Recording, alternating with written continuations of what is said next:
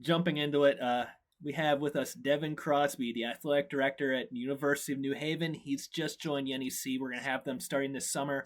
Football schedules are complex. We're going to see them starting in 2026, we believe, full time. That's correct. And Devin, we're just so happy to have you join us. Congratulations on joining the big leagues. You're up to Division One. Thank you for joining us. Absolutely, AJ. This is our time.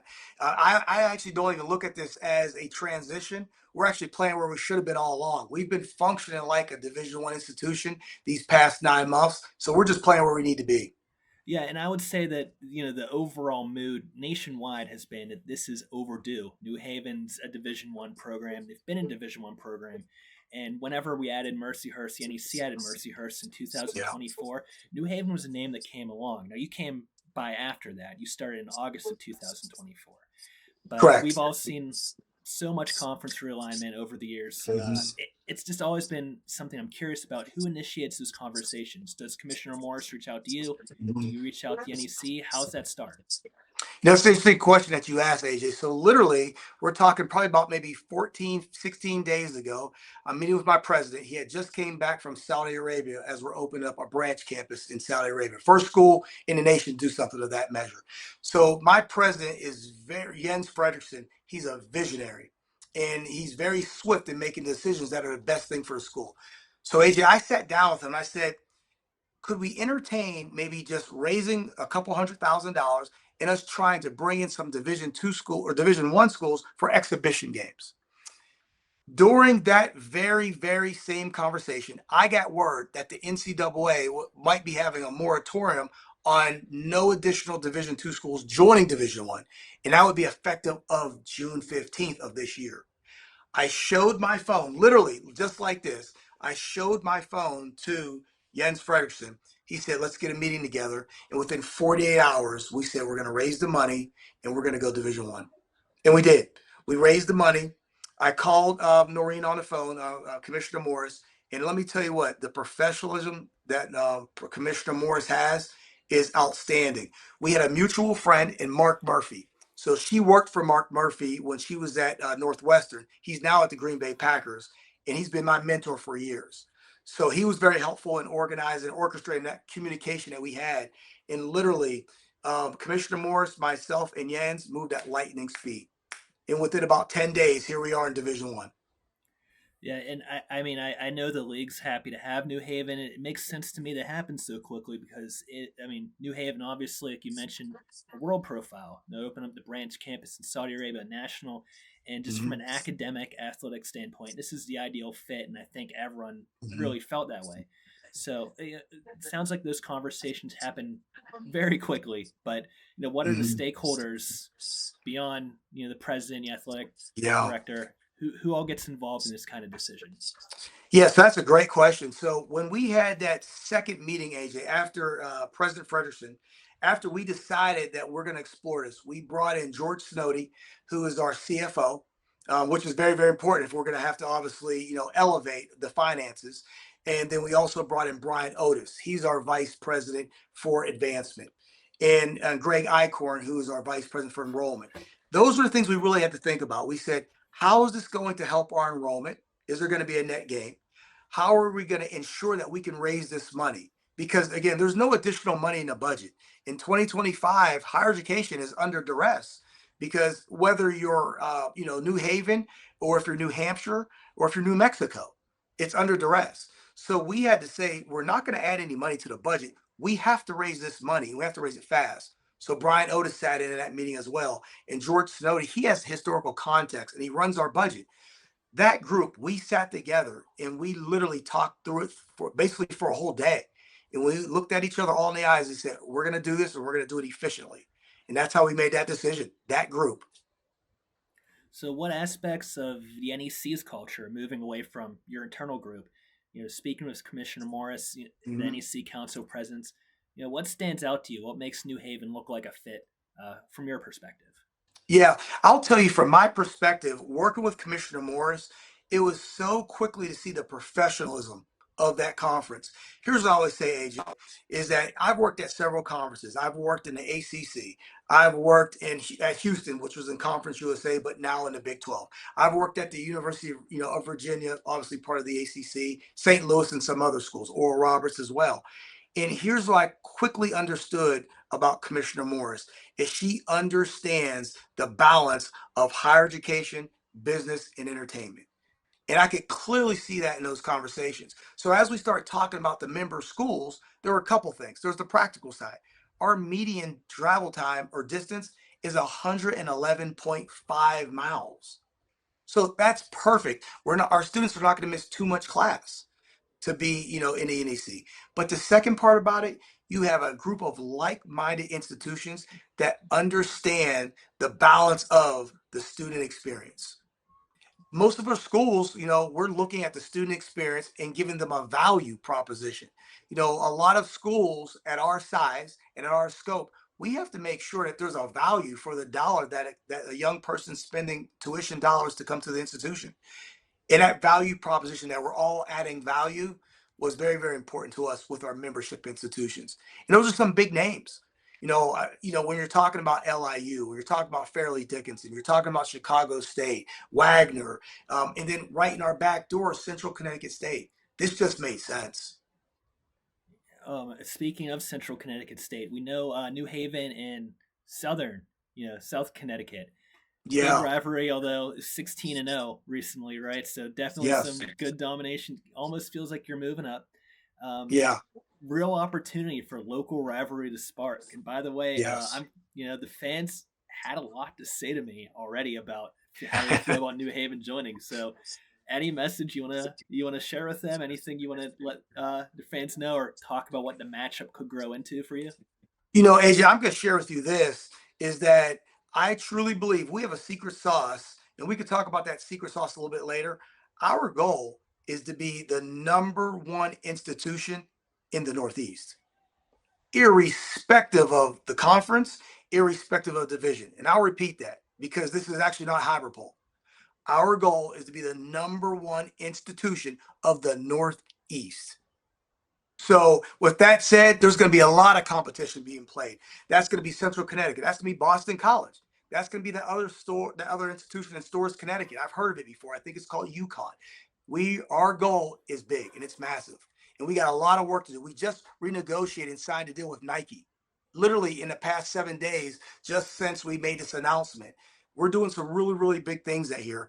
And that's why New Haven is the place for young people to attend because there's something special going on here and it's going to be an amazing student experience. Yeah, and just how have the student athletes responded? They were Division II athletes. They're Division I athletes now. They can Yeah. take that the rest of their lives. That's a good interview job opener. So how have they responded with it? The response was immense. And here's what I'll share with you, AJ. I'm so glad that you asked that question because it makes me unfurl something, is that it's because of them. We went to 7 NCAA championships just this year alone. There are some institutions that haven't been to 7 NCAA championships in the last decade. I mean, if you put that in perspective, right now as we speak, behind this camera that I'm talking to you, we are hosting the NCAA championships in women's tennis. This is the kind of function that we have here at New Haven. It's because of our student athletes. We have 574 student athletes and growing strong. And because of them, that's the reason why I'm having this conversation. If we were competing at a pedestrian level, we would never even had this opportunity to go to the NEC. Yeah, and I think it's part of the reason why. I think one of the areas where the NEC's top of the pile is that there's this fit. There's schools that want to compete at the same level athletically, and they're also peer institutions academically. You've mentioned going to Saudi Arabia, some of the amazing things New Haven's doing, but Yeah. how does joining NEC help meet your goals? You've mentioned being the best institution in the Northeast. How does joining Yeah. this league help you do that? It's the brand. And Commissioner Morris is one person that I've closely got to know over these past several weeks. Is she understands the brand proposition for the NEC. So what I mean by that, just yesterday, and I won't go into too much detail, but we're already talking about a new, let's say, live streaming rights negotiation with a brand and a platform that's going to elevate the NEC across the country. She's thinking about things that other, let's say, mid majors are not thinking about. A lot of mid majors right now, AJ, are in survival mode. They're trying to figure out transfer portal. They're trying to figure out revenue share. Where Commissioner Morris, she's thinking about the brand of these institutions within the NEC. She's thinking about it in a different way. And that's why there's such an alignment with New Haven. I always say this, in the midst of uncertainty, you will find opportunity. And that's where Jens Ferguson and Commissioner Morris, they align. It's a new era for New Haven athletics. There's a new head coach. We're excited now, with Coach Mark Powell. We're so excited because we got to navigate these complexities at the highest level of Division One, Sure. and he has that experience from Mississippi State, from Fordham University and Austin P. I'll tell you this, AJ, because I know you're recording this right now. Here's what's so special. We were in the office just behind me late last night trying to re-recruit the kids that jumped in the transfer portal, and Yeah. he was able to re-recruit at least 11 guys on the phone right here. While he was doing that, he received head coach calls from UTEP, Akron, Southern Miss, and Arkansas State. All just congratulate him. That shows you how connected Coach Powell is. Yeah, definitely. His grandfather was head coach at Yale. I mean, football runs through his veins. So the NE10 schedule is no longer happening. New Haven's no longer a member of that league. How's getting a new schedule together going? But here's I'll share with you going to the NE10 schedules is that we're no longer obviously in the NE10, and we're building our own schedule in real time right now. But football schedules are complex. They're done 2 and 3 and 4 years in advance. Sure. So right now, I'm just using my relationships across the country. I've worked at several schools. Coach Mark Powell is now helping me, and that's what we need, a unified front putting together the schedule. So right now, I'll share this with you. We're going to play Grand Valley State. We're going to host them. We are probably going to host we're going to probably play Merrimack and Stonehill. Those look like 2 games. We're talking to some other schools on the West Coast. We're talking to a couple schools south. But here's what I'll tell you. This is a big one, AJ. We're probably going to be playing an Ivy League school. I can't share the name. All right. That's why I haven't slept in a couple of days. But it looks like we're going to be playing an Ivy League school. This is going to be special. Yeah, I mean that's definitely exciting schedule. We love seeing Stonehill on the schedule, of course, as an NEC school. Yeah. Almost said NE10. I guess we've got both of them on the brain. And then Albany Merrimack, as well. We're very familiar with. And Albany as well. Yeah, Mark Benson, the AD there. We're good friends from years back. So if I have to arm wrestle Mark, we're going to try to get that game too as well. Maybe we can have that at halftime. Get Yes, it on the 50-yard line. He'll beat me, but I'll still challenge him. And I don't think I can let you go without asking about that secret sauce you brought up. Obviously, we're not talking about Thousand Island dressing here. So what? Yeah, and we are not. Yes, because I'm a fan of Caesar anyway. Oh. but AJ, here's what I'll share with you this. Our secret sauce is our value. Our value at the athletics department here is that we care about the human good. What does that mean? We have empathy. We have empathy in every single decision, every single interaction. That's with our student athletes. We care about their human good. We care about the human good of our donors, our supporters, the general student body. So let me give you an example of this, AJ. We're having a private call with our top donors tonight. It's going to be me and Coach Powell, our new football coach. We're meeting with Jeff Hazel. He's given us immense amount of financial support. Dave Peterson. I look over here at the Peterson Performance Center, which is the nicest weight room in higher education before we even got to Division One. He's going to be on the call. Tony Cilia, he's made a huge financial investment in Division One. And Dave and Penny Loan. They supply all of our fuel and nutrition for all of our student athletes while we were Division Two. And we're having conversations with them right now to actually explore an actual student athlete cafeteria. Just right behind me, behind these walls. So we're bringing that small, close group together along with Alan Love, our board member, and we're going to talk about the football season. But it all goes down to back. We care about the human good. Each of those people I named, they're my friends. They're friends with my wife. They're family friends. They're friends with Jens. So I know I'm probably going in a tangent, but I'm actually going to right back to this point.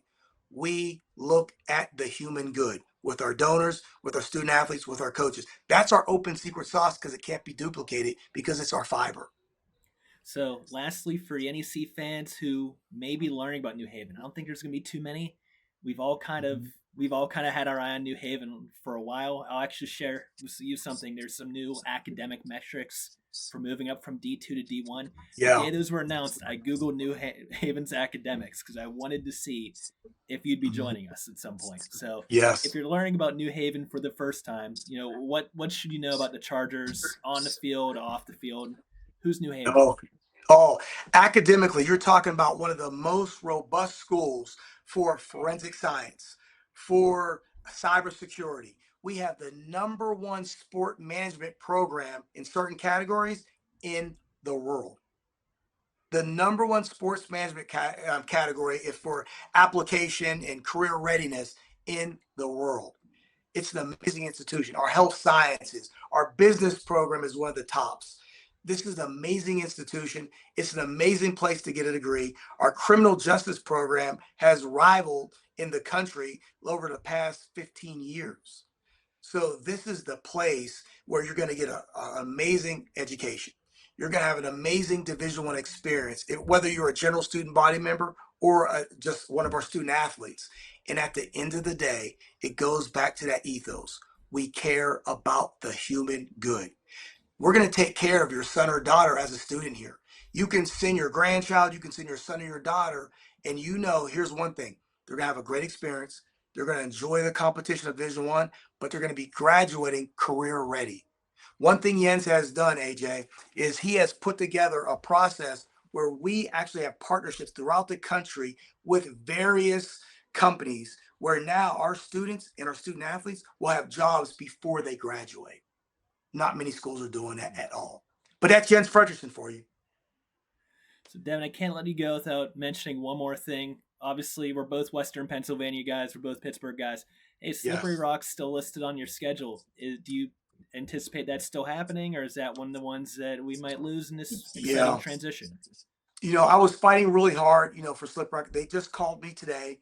They said that they're going to pivot into another direction. I can understand that because, Sure. as in Division II, you have to play so many Division II games, so it wouldn't count for them playing us. And I believe they're probably going to be a top 5, top 8 team in the country in Division Definitely. II. Yeah. So I respect Slippery Rocks, the response. I'm very disappointed because I thought that had been a lot of fun to play a game on Thursday night under lights. So AJ, I'm going to share this with you. I'm going to work really hard for us to explore playing somebody else within the state. I'm not going to All share right. who, but a state game on Thursday, September 4th. We'll get the mayor involved. It's going to be really, really big. That sounds fun. So we'll keep an eye out for that. We've been talking with Devin Crosby. He's the athletic director at New Haven. New Haven's And news. and AJ, I'm sorry to interrupt you. It's been really rude to interrupt your show. I got to share one thing also with you. We're right now about to sign a contract to host Penn State in basketball. Whew, all right. So that's a AJ, big one. we're not playing around here. This is serious business. We're serious business, and we're also in a conversation with Michigan. So stay Bring them tuned. in. New Haven will be hosting Penn State in a basketball game if we can get the scheduling right. In game 1 right now, we're penciling UConn on November 3rd at UConn. AJ, we're not playing around here. This is a big deal that New Haven is going to be one of the best success stories of higher education. I mean, I got goosebumps. This is I'm if glad you you are a do. New Haven fan, get excited. UConn, Penn State, Michigan. This is not a case where a team is coming up to Division One and they're just going to kind of float there. New Nope. Haven swinging for the fences. We should have been here all along. We're just playing where we should should have have been, AJ. Yeah, this has been a long time coming. Everyone said it's been a long time coming. You're here. You're in the league. We want you in. Just all the best of luck to you this season. We're gonna be following you closely. So, Thank you. nice to meet you. We'll be talking quite a bit, I'm sure.